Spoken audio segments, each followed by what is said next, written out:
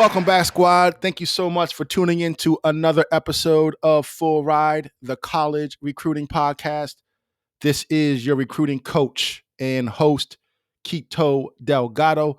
And if this is your first time checking us out, I welcome you to the squad and invite you to subscribe to the show because each and every Thursday, we come to you with a new episode with the goal of educating our student athletes, educating our parents and our guardians on the ins and outs of college recruiting.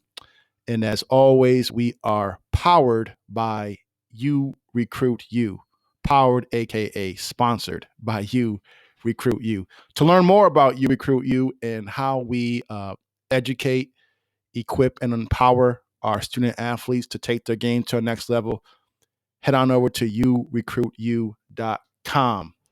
And I also invite you to follow us on social media.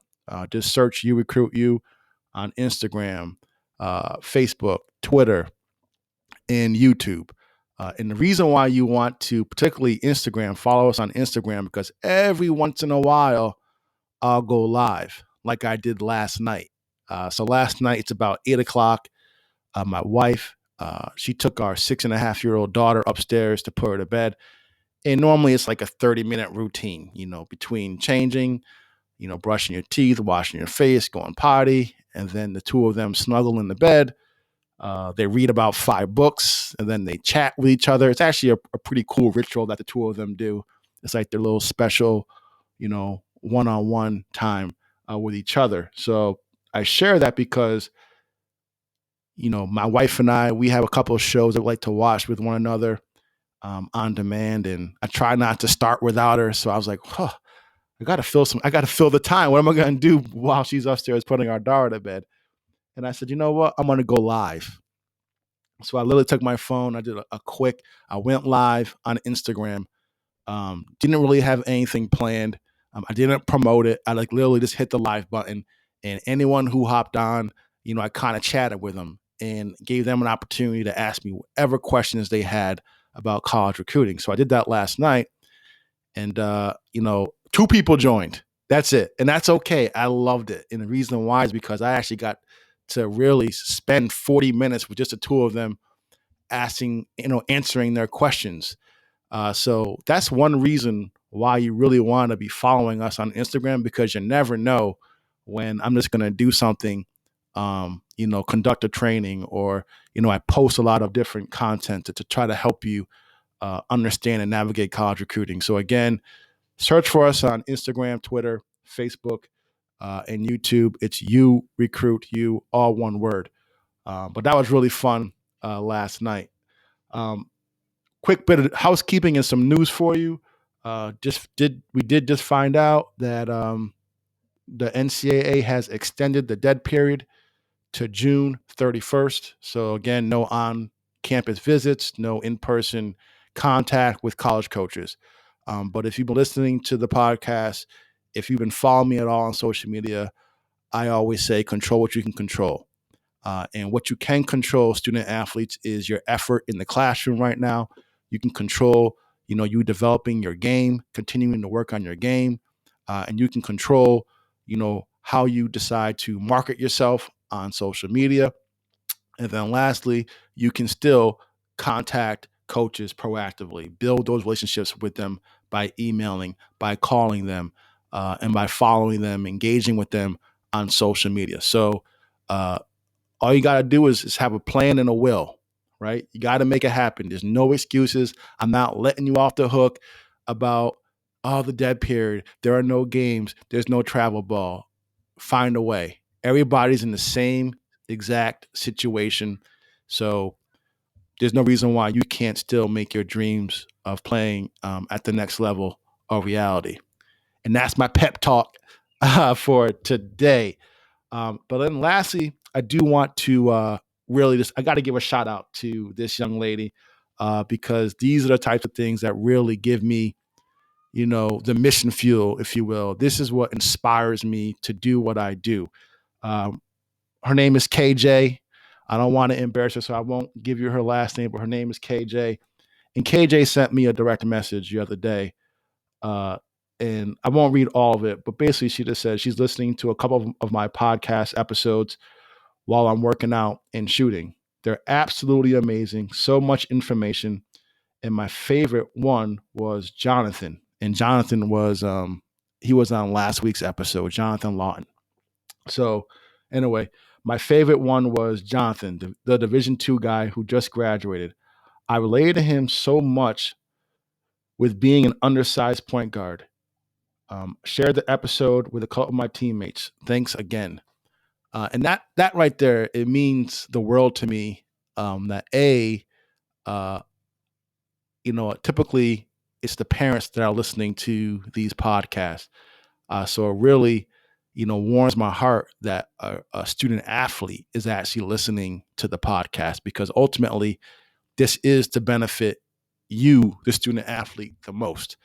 But then two, it just reinforces why I try to have as many guests on the show as possible, because they all have different stories. They all have a way of communicating, and you may relate to one guest more than you would relate to another guest. So I want to bring all these different experiences to bear, and hopefully each episode there's at least one thing you can pull from there that resonates with you. There's one action step that you can take.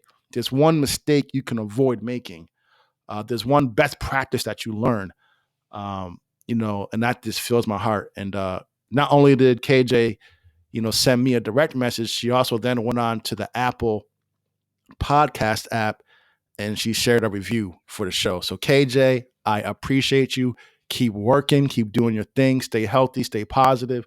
And if I can ever be of help to you, please never hesitate to reach out. And that goes for all of you. I do invite you to subscribe to the podcast on your favorite podcast app, but particularly if you are on Apple Podcasts, go to our home screen, and as you listen to an episode, you can scroll down, and then you're going to see there's a section where you can rank the show. You can give us, a 5-star ranking, but then you can also leave us a quick review.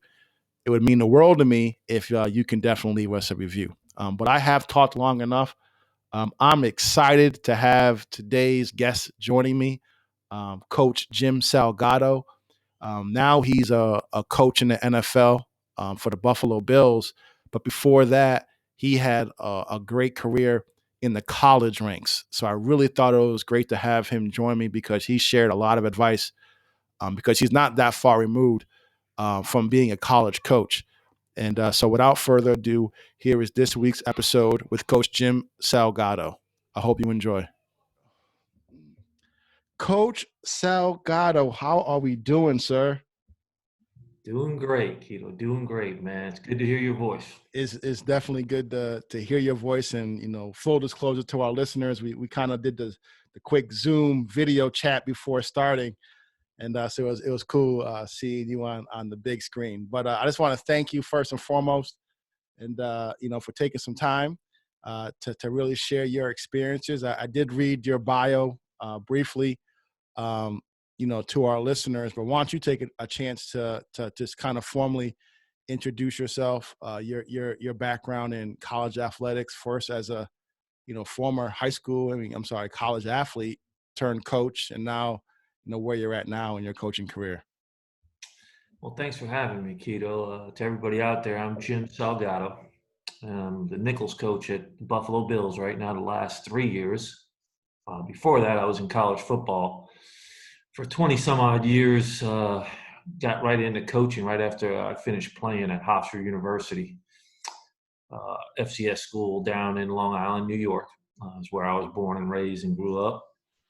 And then right when I graduated, right after 93, got into coaching and actually started in high school, and then jumped right into college, and been mostly in the Northeast. Started at Western Connecticut State University, a Division III school, and then kind of bounced my way around through the 20 years of coaching, and where I had a chance to also work at Boston University, Millersville University in Pennsylvania. Had a chance to work at Northeastern University twice, where I had a chance to coach Keto for a little bit. and then was back at my alma mater, Hofstra University, coaching there. Then spent about 4 years up in Syracuse University, working with the defensive backs there, and then ended up in the Ivy League, of all places, at Cornell for a season, and then Princeton University.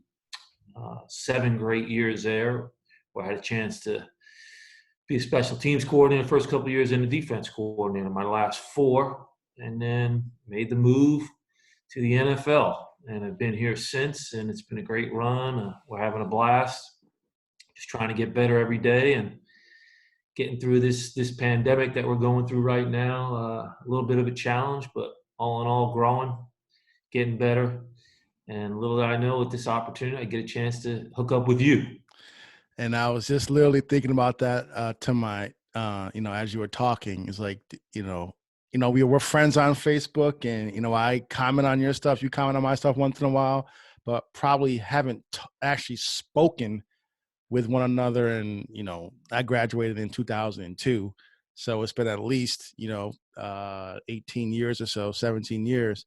So like, one thing about trying to add a little bit of perspective in all this, and there are some people really hurting and going through some real loss and pain that's not lost on me. But I really want to encourage everybody to try to find some good. And this is one of those situations where I know, just the odds of me being able to talk to not because you're big timey, but just because your schedule and family and all that, man, it would have been probably tough for us to connect. So I know that is, that we all have extra time is definitely to actually connect is one of the positives that I've definitely found in all this.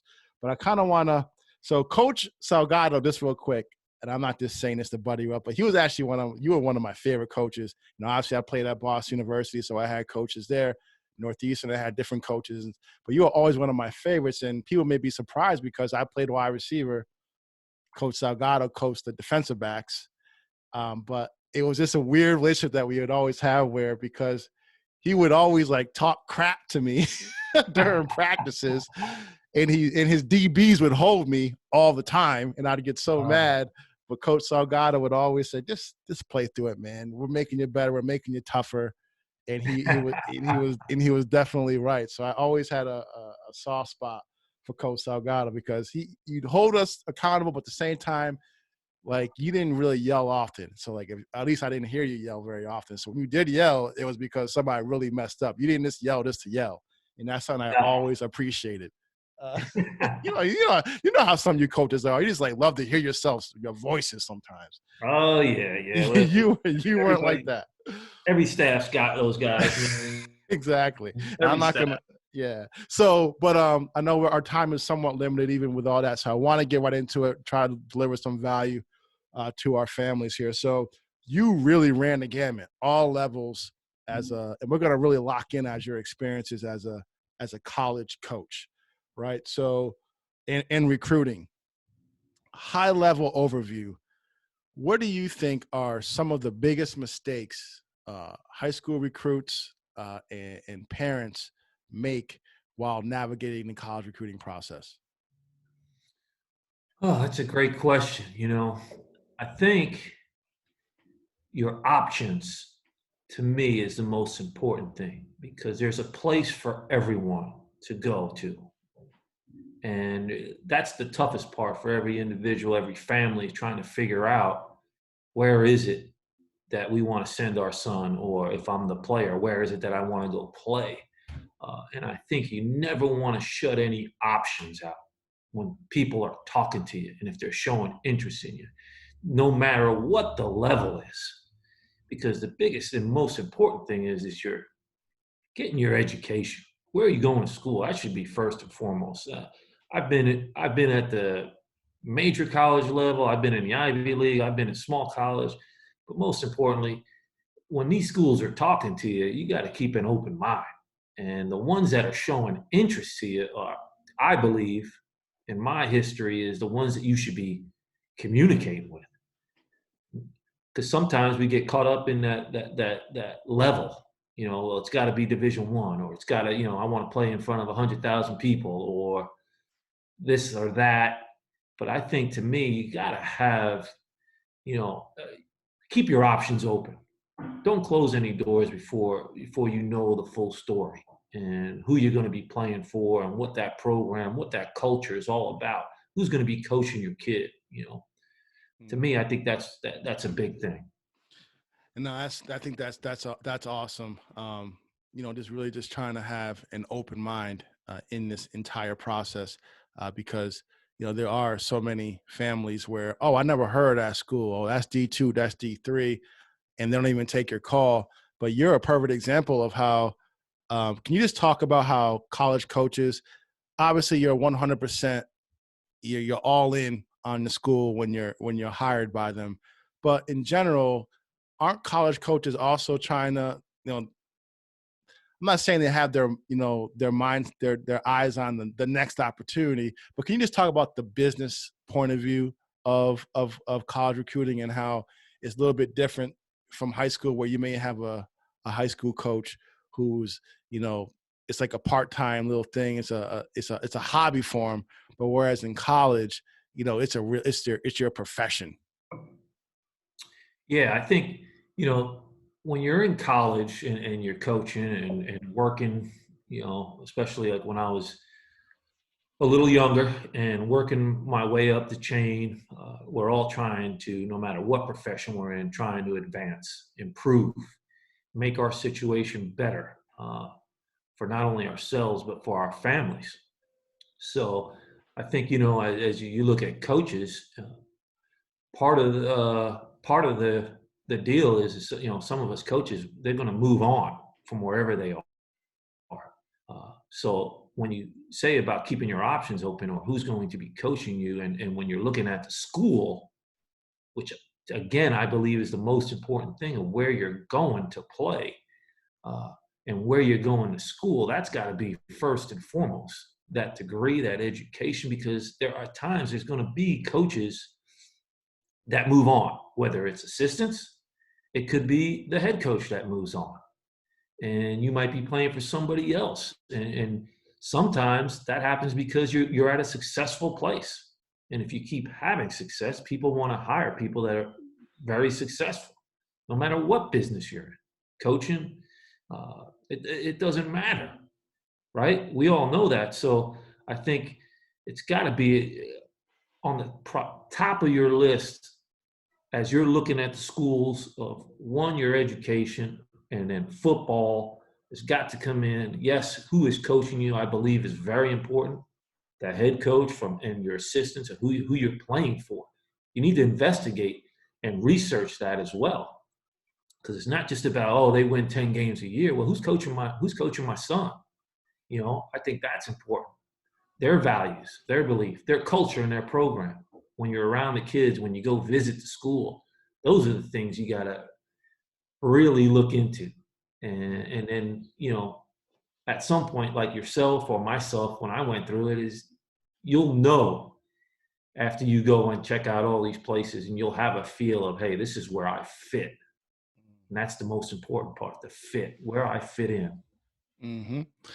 So, talk to me about, or talk to us about, um, because I think there's a big misperception now. Obviously, now times may be a little bit different because coaches tend to have a little bit more extra time on their hands, because of COVID-19. But in general, can you just talk about just how many balls college coaches have to juggle all the time, and why and kind of tie that into the fact of, you know, why recruits really need to not waste a college coach's time, and not only string them along, but also make sure you have your ducks in a row with your grade, with your SAT scores, and with everything involved. But can you just talk about, like, just first of all, the day in the life of a college coach, and why is it so important that when you do reach out to a coach, or if they reach out to you, you better have your stuff together. Otherwise, they may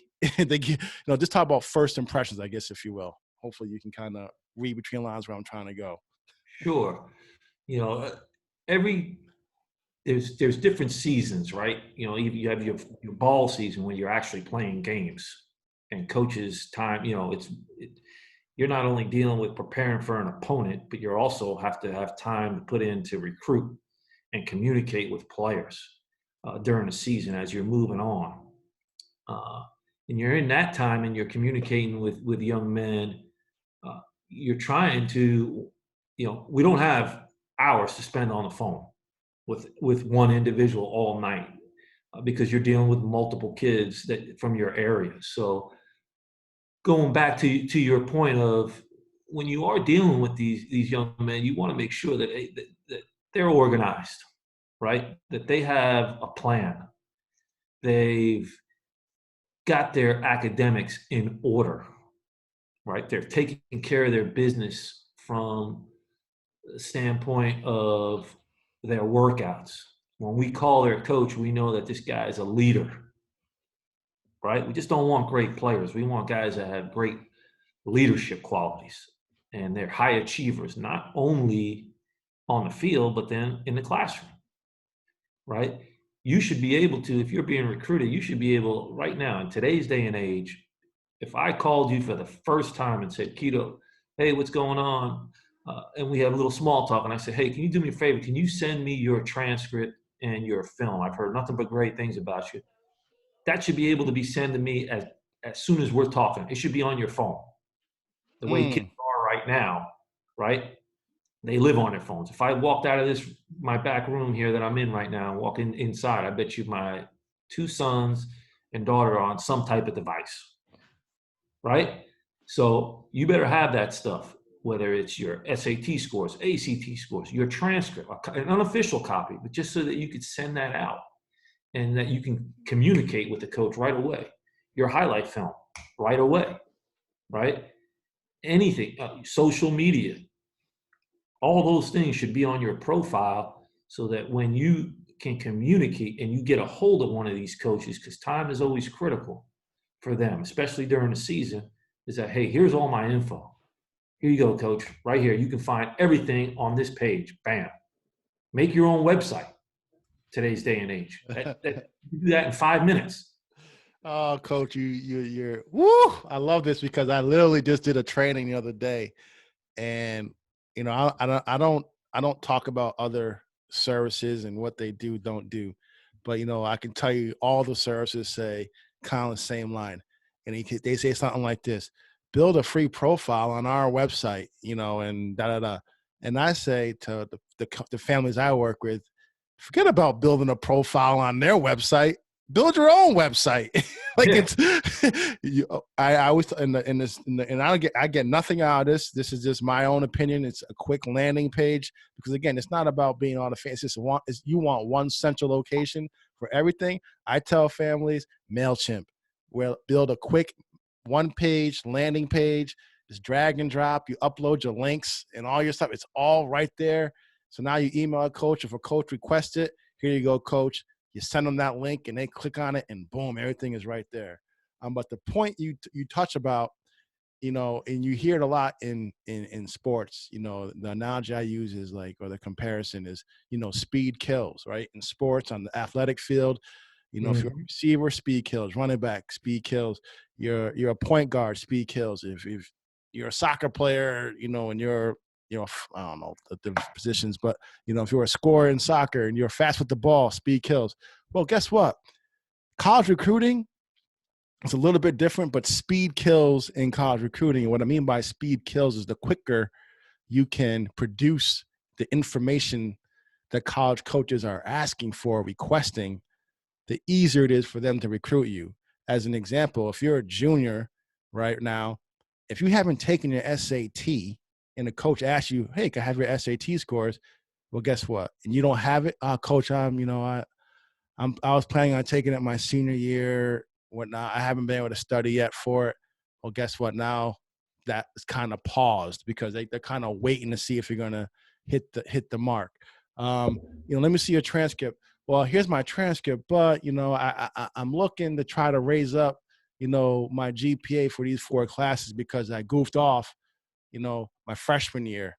Mhm. Speed doesn't, you're hurting yourself, right? So part of this is, you heard coach say it, you have, coaches, and I'm going to have you talk about it, coach.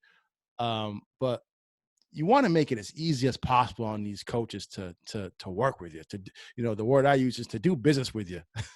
Yeah. That's ultimately what this is. It's a transaction. I'm not going to hide. I mean, yes, there's relationships along the way, don't get me wrong, but ultimately they're recruiting you because they think you can help them win games, and you're interested in them because you're trying to get an education and an opportunity to play. So it's a transaction. Make it as easy as possible to make that transaction happen. So can you now talk about, though, because I want to, and again, you're no longer in this, but you're not in it, but I know you're not that far removed, and maybe hopefully you can, be candid. But can you just talk about how, say you're recruiting the class of 2021 or 2022 as a coaching staff? And again, I know it may be different from sport to sport, but high level here, how do you guys kind of, you know, build out your funnel? How do you kind of start to identify players you want to start to learn more about and target? Well, going from where I was previously, there was academic restrictions. So, being in an Ivy League school. So it all started there, right? Where can we recruit this young man, right? Or woman if it's a different sport, right? Uh, can we recruit this person? So when we walk into the school and we heard about Billy Smith and Billy's this great player, we get in there and we want to look at the transcript first. Now, does he fit our profile first and foremost before anything athletically? Wow. Like, do we have a chance to recruit this person? Okay, now we look at it and yes, we do. Perfect. Now we can move to the next phase. We're going to look at them athletically. How does this person fit our scheme? Right? I was on defense. We used to start it off, when we built our defensive board, it was by position. What position does this person play, or can this person develop into something else? Maybe they play running back for their high school, but we're not going to recruit that person as a running back. We think he might be a defensive back or a receiver, a linebacker, whatever it may be. How does this person fit our scheme? And then we kind of ranked those individuals, and we recruited the whole country. And we wanted to have a board, basically. Right now, you can do a virtual board on a computer and all that stuff, but we would actually have a board where we would, by position, as we recruited all these people, we would rank them and put them in order of where we felt who we wanted. Right? Mm, Okay, we're going to take this year. We're only taking now, and as you're going through the process, you should be asking these questions. As a recruit or a parent, if you're helping out in the process, and be like, okay, my Billy's a free safety. How many DBs are you taking this year? Well, we're taking 4 this year. Okay. Are there any committed yet? No. All right. So there's still 4 spots. And as you're going through the process, you want to keep staying on that with your individual recruiting coach. So as going back to our board, then as we put that together, we would have 4 or 5 maybe free safeties that we really liked and we might have offered a spot to. And then we're going to wait and see who's going to take it first. Same thing with the corners. Now we might only be taking 2 corners that year, or we might be taking a linebacker or 2, D-line, etc. That's how we tried to build it, as we went through the process. But the first thing was academics. no, I Second think. thing Mhm. was athletically. Where does this person fit? And then the last part of it is, how does this guy fit into our culture? Does he have the qualities, the DNA, which I like to say, right? The DNA. Does he have our DNA? The things that we want to build our culture with. Leadership. Does this guy do the little things right? Is he tough, durable, smart, right? All those things come into play. It's not just, can he run the 40 in 4.5? That doesn't guarantee anything. They got to have those certain qualities, that type of DNA, which I like to call.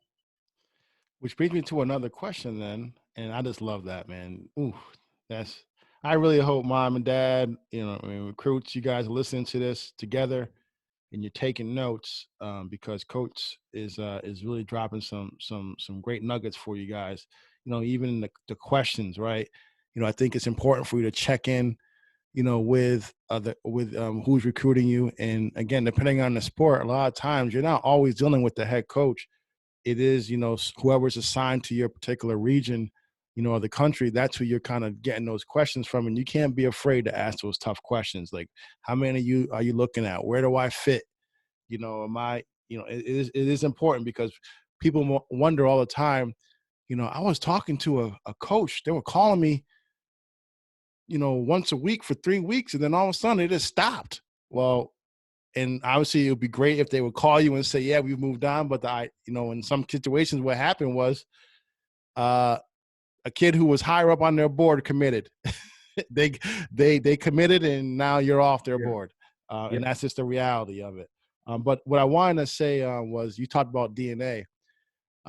Again, so how do you as a staff, because again, not you go to Twitter, and these guys, young men, young ladies, they're spending all this time and effort, money, whatever the case may be, producing these ridiculous, and some of them are really good, some of them are like, all right, the effects are better than the actual highlight film, but they spend all this time on their huddle and their highlight tape.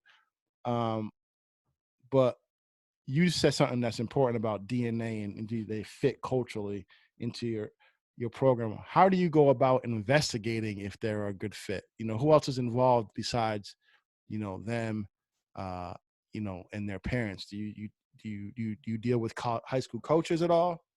Yeah. Yeah. And to me, with today's day and age and the internet, and I still remember, from my recruiting days, not too long ago, I always dealt with the coach. I mean, he's the guy that's going to be around this individual more so than anyone else, probably in that school. So, sometimes the internet and all this stuff is so easy to get information from, but we forget that the guy who's probably closest to this individual that you're recruiting is the coach. So I'm always going to start there. And I want one-on-one dialogue, whether I'm face to face or on the phone. I want him to tell me about Billy. Don't tell me about him as a player right now, but I want to know what Billy's like off the field. Has Billy, does he do the little things? Is he on time? Does he come to all the meetings? Does he miss practice? Does he miss school? Right? All those little things that come into play that become a lot bigger down the road. I want to know if this person's durable. Do they make it through the game? Do they get hurt all the time? Do they take themselves out? Uh, do they show up late to meetings or practice?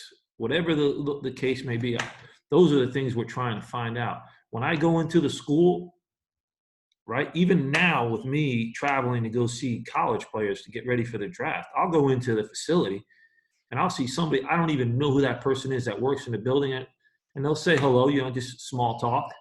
And I'll be like, hey, do you know Billy? Oh yeah. Tell me about him. How do you like him? Could be the janitor. Could be one of the cooks, one of the people that work in the facility, just to get somebody else's perspective, because they're going to be straight up with you. And to me, that's more, important than you already. If you're going in the building, you're interested in the kid as a player. We all know that. But what is this player all about? So those are some of the things that I've done in the past, and I think are important just to have an idea about the individual that you're recruiting, and does that person fit, because it's more than just the X's and O's and how he catches the football and how fast he is. And I always tell our families, particularly our recruits, that you are a brand, and the definition of a brand is what people say about you when you are not in the room. Your brand is what people say about you when you're not around. Mm-hmm. And that's a great example of what you just gave. Your goal there, and even now as a pro coach for the Bills, and you're trying to evaluate and scout, a college athlete, and just ask them, hey, how's so and so, so it's just really important, young athletes, for you guys to be really mindful of how you treat people in the building. Um, so I think that's really awesome that you shared that. Can you just speak on now? I think this is a big misconception too. I know I fell for it hard when I was now again, I always tell families it worked out for me, but I tell them some of the mistakes that I made, and like, wow, really? It's almost like because I got a full ride, I didn't make mistakes along the way. I made some mistakes, and one of them was making the mistake initially, going into my senior year. I got like a letter in the mail from Syracuse. I got a letter in the mail from Boston College, and like I thought I was, hot. I was hot stuff. I came into school the next day, showing everybody this letter from these two schools, and like I ain't never heard from a coach ever call me from either one of those schools. I filled them out. I was meticulous. I mailed them back, and I didn't hear back from any of the coaches. So Yeah. my point though is I think many families, they don't really know when uh, uh, a school is genuinely interested in them versus when they're kind of kicking the tires on them.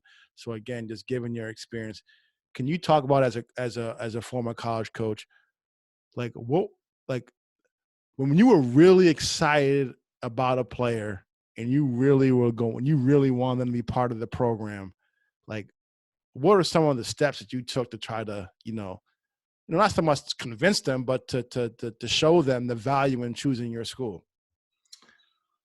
Yeah, well, usually it started like back, their junior year, right? So if we were interested in you, I was coming to see you as a junior, period. If we really wanted you and we're very interested in you, I was physically getting on a plane and going to that school, right? And there was going to be communication before I even went there by phone or at that time via Twitter or Facebook, right? And we were going to be in contact. And then I was going to come see you, right? And we were going to spend some time together or spend some time with your coach and get all the documents, right? And get all your transcripts, test scores, everything up so that we had all of that, knowing that, hey, this is a guy we're serious about and we have an opportunity to get into our school.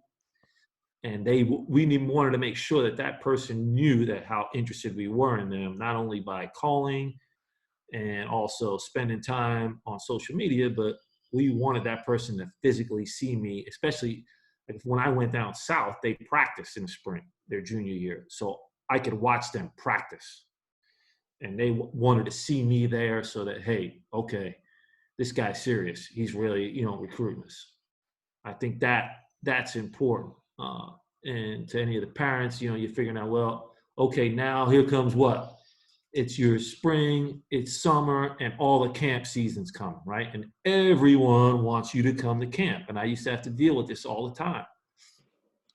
Well, every school, you're being recruited by 30 schools. Well, I know when I was a kid, if I would have asked my dad to go more than one camp, he would have looked at me sideways, right? I got to go to one if I was lucky, right? And now you're getting recruited by 30 schools and they all want you to come to camp. Well, we want to offer you, but we need to see you at camp. You're a quarterback. We want to see you throw. Oh, you're a receiver. We want to time you in a 40. Oh, we want to see you. All the different things that they're going to tell you. Well, how serious are these schools about you? Did they come and see you? Have they been in communication with you? Or do you have all the paperwork already sent to them and they've told you that they can get you in the school, that you fit their profile to get in? All those things got to come into play. Unless you're willing to throw money around and just go to all these camps where people may not be in communication with you, then you're very fortunate to be able to do that. But in my case, that wouldn't have been the case. So if you're trying to save money and be smart with your money, then I think you have to really have an idea of who's interested in me for sure. Mm. before I go to sign up for any of these camps. I'm not just going to sign up because you tell me to go. Now, coach, I really hope you guys that's it right there, because I think, and there's no knock on college coaches. It's not, but it's just the reality is, a lot of these programs in part are funded by their summer camps. They're, so they'll let anyone kind of come to the summer camp. Yeah. They'll take your $50 or whatever it is, the registration fee, but really, if they're not genuinely interested in you, it's just like, this is just some little things. Again, it's about also, so it's a couple of things: saving yourself some money along the way, most importantly.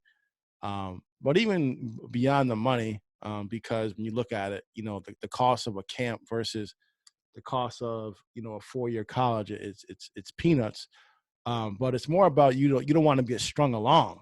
You want to make sure you're going to a camp where that you most of all are genuinely interested in going to that school and learning more about it, being around the staff, and hopefully building a relationship while you're there for 1 or 2 days with the coach and the coaching staff. But then two, you should want to go to these schools that are genuinely, interested in you. You don't want to just be a statistic that shows up. They don't even know who you really are, but they're cash a check. So you do have to, be really mindful of, and you got to know when a coach is really recruiting you. And I think Coach definitely shared some great advice. But you mentioned 2 things, and then we'll get you out of here. That I want to kind of circle on. Well, 3 things. You mentioned 2 things, and I want to bring up a third. Sure. Parents, right? Can you just talk about the role, you know, um, and let's just highlight, instead of the negatives, let's just highlight the positives. Like, what makes a parent, how can a parent help their son or daughter, with this process, but at the same time, give them enough space to kind of develop that relationship with the college coach, and also not to, to do anything that would, disrupt that, relationship, and maybe, be a red flag to a college coach. So just kind of paint a picture of a good, parent who's helping their son and daughter go through this process. Yeah, I think the parents, and I'm going through it now with my oldest boy who's a junior, but I think you got to help them in the process, Mm-hmm. uh, where you might be helping them with school selection, right? Hey, what's Billy interested in? First and foremost, academically. Hey, Billy, here, you might be able to help them with, here's a selection of schools that, hey, you want to be an engineer? Here are some great engineering schools that also have football or whatever the sport may be that you're interested in, to help them kind of narrow down maybe some of their choices, where that the parent's going to know already the academic background of their child. So you'll have an idea of whether he has an opportunity to get into one of those schools, right? Academically. Then you also know about him athletically, right? Where you might be able to say, hey, if you're thinking this guy's a Division 1 athlete right now with all the attention that he might be getting, or he might be a smaller school, whether it's 2 or 3. But I think the parent can help with that before anything's going on with the actual recruiting coach. Uh, you can also help in the process of, we talked about building a website, whether you're doing that on your own, whether you're using a recruiting service, whatever it is, but help them get their ducks in order early as a junior before the junior season recruiting kicks in the winter and in the spring. Uh, and it might be earlier if you're a lacrosse player, you know, uh, or basketball. Some of that stuff even moves faster, okay, than football. So, but I think the parents can help their child with those things, and I think that's a good thing. There's nothing wrong with being involved in that and just making sure that hey, give them the guidance, give them the tools where they need to be and what they need to use to do those things, and then give them, you know, the ability to let them do it. Don't, just do it for them. Help them, but make sure that they're doing it. And, every once in a while, we got to kick them and give them a little kickstart. You know what I mean? With our kids every once in a while, because they'll stumble or go on to something else that they might feel more comfortable with doing at that time. But every once in a while, we got to give them a little kick Mhm. in the rear end to get them going. So Absolutely. I think I definitely think parents, they definitely certainly play a role in college recruiting. Make no mistake about it. Even though it is, the student athlete's journey at the end of the day, mom and dad, the way you can definitely help is what coach said, help them get their ducks in a row, keep them on track, organize, hold them accountable to their goals. But the one thing I would just add even is just really, hold them to a high standard academically. yeah, um, you guys will travel to Timbuktu, for these travel ball, these tournaments, and some of your kids they play for 2 or 3 different teams during the season, and you're juggling all this, but then all of a sudden they get a D in a class, and I don't want to get on my soapbox here, but they get a D in a class, and you won't like make sure you drive them to get to a tutor, or you won't let them miss a practice to get extra help with their teacher. So I just want you guys to hold your son or daughters to a high standard academically, and respect, expect, great results from them the same way you do, on the athletic field. And I think they're going to take that. They're going to take their cues from you. If you let them come home with D's and C's, and you don't really hold them accountable, well, then they're going to think that's okay.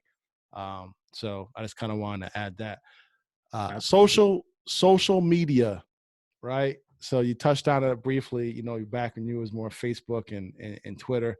Let's just kind of stick to Twitter. I think social media is a really positive tool. It could be a positive tool for college athletes. But I am just curious, just coming from your world, how do college coaches, again, it's different from sport to sport, school to school, but how do you, what role, if any, does Twitter, or Facebook at the time, what role did those play in the recruiting process for you when it came to evaluating a student athlete and deciding whether or not you want to make him or her or him an offer? Yeah, I think when those became popular, and I obviously you want to be. We talked about being the best at what we do and always getting better. Well, when those became popular and everyone was using it recruiting, well, first and foremost, I needed to get an account and I needed to learn how to use it quickly. Uh, so when I did, now it's okay. Is this young man or woman on social media? Because I need to build a relationship, right, with this person that I'm very interested in.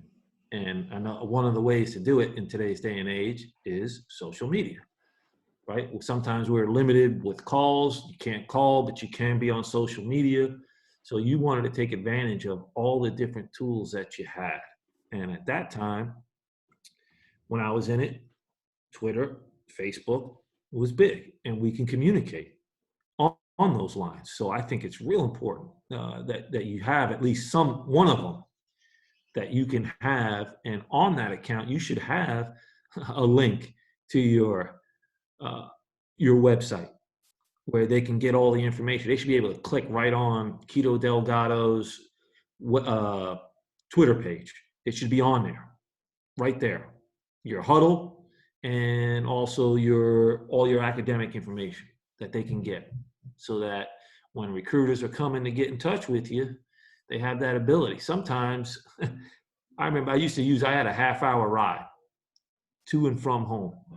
Well, when practice ended and I got in my car at night and I was driving home that half hour, I was working. I wasn't listening to the radio. I wasn't looking out the window. I'm making calls. I'm DMing kids. Hey, I'm in the car. Call me tonight. I'll be in the car so that we can talk and keep building that relationship. So to me, you should have one of those accounts, whether it's What's the other one now, Keto? Instagram as well. Instagram, Twitter, Twitter, Facebook. Yeah, they got, there's so YouTube. many. There's a But you lot. gotta have something. You gotta have something that you can communicate with these coaches, and it also keeps us on track of you a little bit too. And you got to be careful on there. And I'm sure you've heard this from mom and dad, your coach, on what you post on there, because these things you might think you deleted it, but they come up 10, 15 years down the road. You tweeted something, all of a sudden someone calls you out on it. So just be smart on what you're doing on those sites as well, because they're a great tool, but they can also, you start putting stuff on there, or you're liking somebody else's stuff. It might not even be you that's putting it out there, but you liked so and so's tweet about something that is not very good. Mm. Well, all of a sudden they come out, hey, what? Hey, we were looking at your Twitter, and trust me, we, especially at this level, we know everything. We have every report on every kid, any tweet that they ever made, we can get. So don't think just because you said delete that it's not out there, or whatever picture you took and put it out there. It's out there. It's up there somewhere in that cloud, wherever they say that cloud is up there in the sky. It's up there. Be smart, but I think you got to use it. You got to use it, and you got to use it to your advantage, because the coaches are going to use it to their advantage, and you got to use it to your advantage as a recruit, because it's a great way to communicate. It's a great way to build your brand about yourself, what you're all about, and you want to use it for positivity. I don't care what it's about, but that's what you got to be using it for. Don't be, in my opinion, is don't be using it to, you know, hate on somebody or do anything negative. I don't know what you get out of that. That's your brand that you're putting out there in front of people all over the world. See it, the world, not just your little town, your hometown. Mm. Everybody, we are talking to Coach Jim Salgado. He is the Nichols, and just for you guys who may not know football, that's basically, when the defensive backs coach, they go three DBs or more, right, Coach? If I'm correct. Yeah, well, we end up getting, usually about three corners and two safeties. So total nickel five. We'll have five guys on, and sometimes six, and we call that dime. Yeah. So he is a defensive backs coach. Yeah. For the Buffalo Bills, and we're talking about social media. So if you guys just want to connect with Coach and follow him on Twitter, you can do so. Coach Salgado, Coach Salgado. Coach, I'm going to get you out of here on this. Two questions. One, some advice for our incoming freshmen, right? So they're seniors right now. They fortunately they signed their national letters of intent. Yeah. So they're about to enroll in school and show up on campus. Hopefully, what is it? August. August, September. August, you report. So what's your advice to them? But then two, what is I want you to give us a winning play, and the winning play is for our current sophomore, juniors, freshmen, or whatever, who are navigating college recruiting now. What's your winning play for the week to help them take control of the college recruiting process? So first, advice for incoming freshmen, making sure they get off to a good start for college, but then also give us a winning play for those who are still in the weeds, if you will, with college recruiting. All right, for you guys that are about to finish up your senior year, with everything that's going on, stay positive, and God willing, everybody, you guys get to graduate. Hopefully, go to your prom and enjoy your final days as a high school student, because it's ones that you'll remember forever. I still communicate with all of my friends from back home, and it's special. So make sure that you do that. And as you're getting ready to go to college, when you show up, you've put all this time and effort in to get to where you're going. Make sure when you show up at your best. That you're if you're a football player and you're showing up in August, then when you come there in the best shape of your life. You've worked hard all summer. right? So that you can put your best foot forward in front of the new staff that you're going to be playing for, and have a smile on your face in everything that you do. And even if it's something that you don't do and they ask for somebody to get on the field, hey, can somebody do it? Run out there, do it. You always want to leave a great impression with your coaches. And to me, the best way you can do that is to come in, be the best that you can be. You, not anybody else, the best that you can be, and have a smile on your face, be positive, and work your tail off. And anything that you're asked to do it with a smile on your face. That to me, if you can do that and show up like that, you're going to start off on the right foot, and good things are going to happen for you. And then you take that attitude into the classroom as well. When those books start and you get that itinerary and you got your classes, show up, right? That's the most important thing, is to show up. Mom and dad ain't going to be there to wake you up to go to class. Coach isn't waking you up. You're going to be on your own.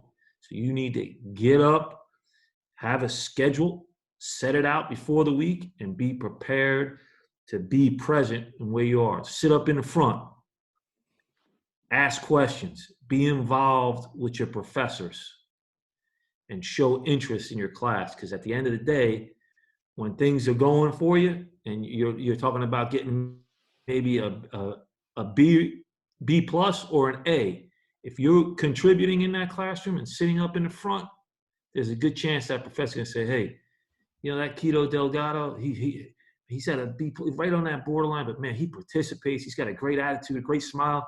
He's always interactive in the class and with other students. I'm going to give that kid an A. So if anything, those are a couple things I think for you guys that are going to be incoming in as freshmen. I think if you can do that'll help you for sure. And now we'll let you get us out of here on this. Again, Coach, I really appreciate you hopping on tonight. I hope your family stays safe. You all remain healthy. But why don't you now lead us out of here with a winning play for our current high school recruits and their families. Give them something that's going to help them, really jumpstart and take control of their college recruiting process. Well, we had a lot of dialogue here tonight, and I think, for you guys that are in the process right now, I'm talking to the players first.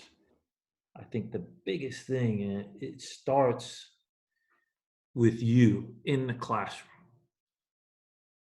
Be the best that you can be in the classroom. The better you do in that classroom, the more opportunities you are going to have.